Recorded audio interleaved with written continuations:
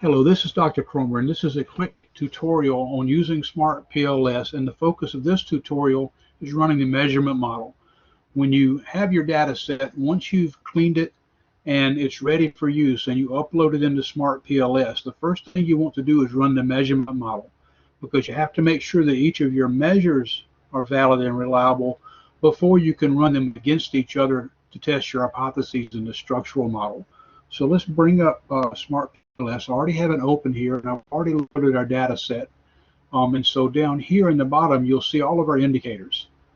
And that is our organizational commitment, or the OCs, job satisfaction, or the JSs, organizational citizenship behavior, or the OCBs. In this model, which is the one we use in our Research 603 class currently, the design of that is we will put our three constructs in, and we'll select the first one, and we'll rename that job satisfaction.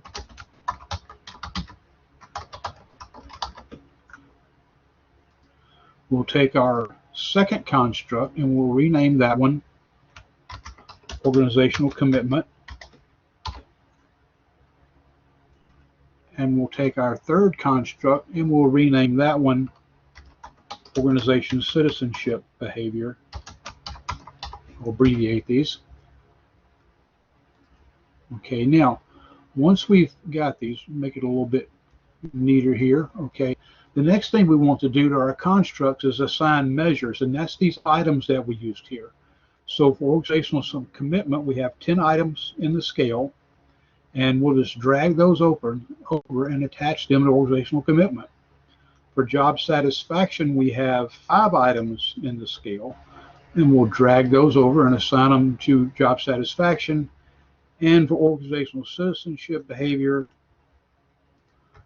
we'll drag those over and assign them to organizational citizenship behavior. Now, to clean it up a little bit, let's move these indicators and align those to the right. There, now we have a good, clear model, and each of these measures we want to focus on independently of the others in the measurement model, but it won't run until we connect our variables. So our connecting, we have both, do that again, we have both of them related to organizational citizenship behavior, right? But we have job satisfaction mediating that relationship between organizational commitment and organizational citizenship behavior. So this is our model, and when it turns blue, it means it's good. It doesn't mean it's correct. It just means it's good, and you can run your tests. So to run the measurement model, what we're going to use, we're going to do calculate, and we're going to do PLS algorithm. Some people, since these are all reflective, would come down and use the consistent PLS algorithm. If you want to do that, that's fine. I'm more comfortable. I still have some questions about this algorithm, so I'm just going to use the standard algorithm. We're going to use factor analysis. The default is 300, but I'm going to ramp it up to about 1,000, just to get a good clear indication. Our weighting, we're not going to use weighting because they're all reflective. If some of these were formative, we'd have to use weighting for those. Okay, so we'll just start our calculation and let it run. It doesn't take very long. Let's look at our measurement model now. If we look at our loadings, let's start with job satisfaction. What we want to see here in these outer loadings of the factor analysis is what we really want is at least a 0.7. If it's 0.7 or above, we can be confident that that's a good indicator. It's loading highly, and this is how related it is to the other indicators. If the loading is higher than 0.4 but lower than 0.7, then we need to evaluate that and see if we want to keep it or not. We have 2 here that are loading below 0.5, 0.42, 0.46. Those are okay if our AVE is okay, but we need to look at that. So let's go to our report, and let's go to our construct reliability and validity. And yep, we see on job satisfaction our average variance is tracked as a little low. And what that is a measure of, it's a measure of convergent validity, which means how well the individual items converge in their measure of the construct. If they don't converge as well, they may not be measuring the same thing. So this is a little low. We want to go back and change that. So let's take Let's go ahead and just take both of these items, 11 and 12, and delete them since they're loading so low. Now let's run this again. And it saves all of our settings from before. And let's go back and look at our model real quick. Now we see everything's above 0.7 here. If we look at our run, go down to the construct reliability and validity, yep, we're all above 0.5, although this is just a little above 0.5 here. The organizational citizenship behavior and organizational commitment are just a little higher than 0.5. So let's look at that and see if we can improve on it. Okay, here we see our loadings is 0.644. That's pretty high. 0.655. That's okay. Here's a 0.2. That's not good at all. SOC9 is a 0.2. So let's get rid of that one and let's run that again.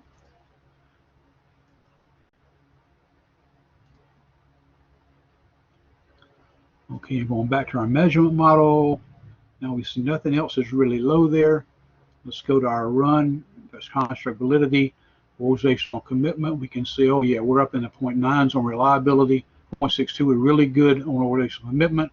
Let's take a look at citizenship behavior, see if we can do anything to improve that 0.52 AV we have there. Okay, 0.8, 0.7, these are all good. 0.512, a little low, it's acceptable, and we're above 0.5 AVE, but let's go ahead and take it out and just see how much that improves it.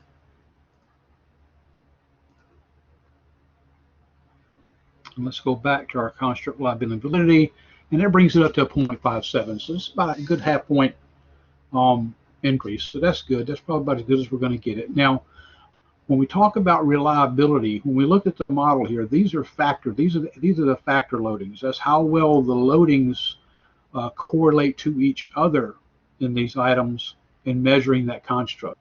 If we go to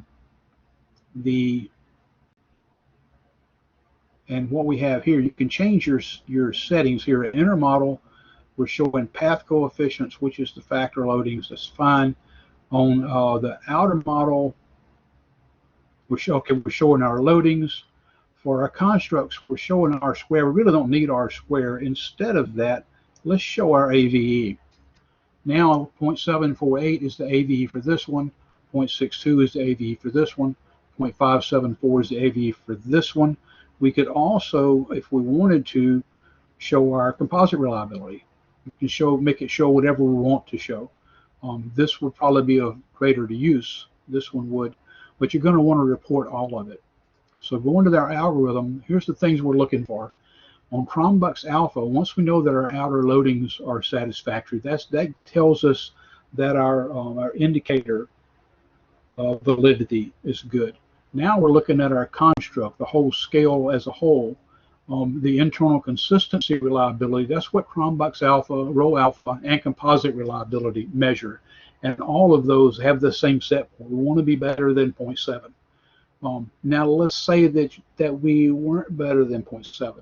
Let's say that our Chromebooks Alpha was a 0.65, but our composite reliability is good. Are we going to throw it out? No, we'll still use it. You just get it as good as you can get it, but you really want to be above 0.7. If you don't have good reliability, if it loads low, and it's a main variable, you can't test your model without it, then the best answer is to go ahead and use it, but mention that in your limitations or your delimitations that that's a decision you made that may affect the reliability of your findings. Your average variance extracted, what that is a measure of is your convergent validity, and that's how well all of them as a whole converge on each other. So that's your convergent validity. The other thing you're really concerned with is discriminant validity. Convergent validity tells how alike the measures are within the construct. Discriminant validity shows that the constructs you're measuring are in fact different constructs. They're distinct from each other.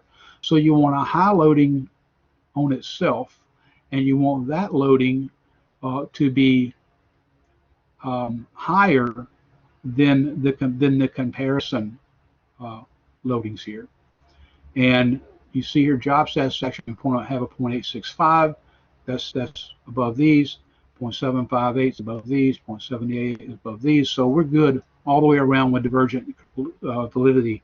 And it's really what we're concerned about. We're worried about discriminant validity, which is what this tells us, convergent validity, which is what our AV tells us, and internal consistency reliability, which is what our Cronbach's alpha and composite reliability tell us. And if we go to our outer loadings, we're concerned about our indicator reliability, which is our validity measure. You see these are red. They're red because they're above 0.7, and you could delete them, but the effect on AV is negligible, so that's okay. We're good there. Now the next thing I want to show you here before we leave is what to do. Now once you've got this model, you're going to want to report this. All right, so the first thing you want to do is you need this image, and to do that, go to File, Export Image to File, okay, and it's going to save this as a picture, and we're just going to name it Measurement Model, and let's just stick it here on the desktop, okay, for now. And then here is the image that we just made. Let's go to our document, and okay, let's test narrative, and then let's come down and let's insert picture from this device. Let's go back to our desktop and pick up that measurement model and insert it. Okay, and now we have our measurement model for our document. Okay, let's narrative again a little bit here, and then let's look at what we can do for our PLS algorithm. And what you want to do is export to Excel right here. So we're going to export to Excel. You can just we want to start the export, and let's put this one also in here, and now it's exporting it to our computer.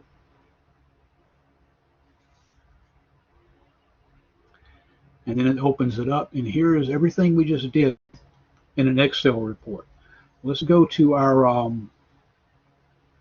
construct reliability and validity here. All right, and you see it shows all the details of what we did, but let's go down.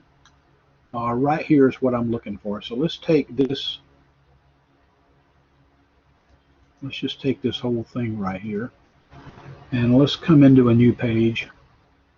I'll tell you what, let's change that.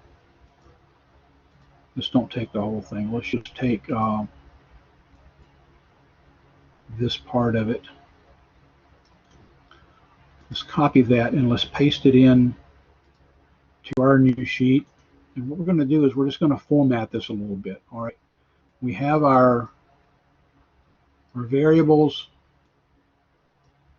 We have our Cronbach's alpha. We don't really need the row alpha. You can leave it if you want to. Let's keep our composite reliability. And I'll tell you what, let's just take all of these and let's wrap that text. Okay, and then we can make our table just a little bit better here.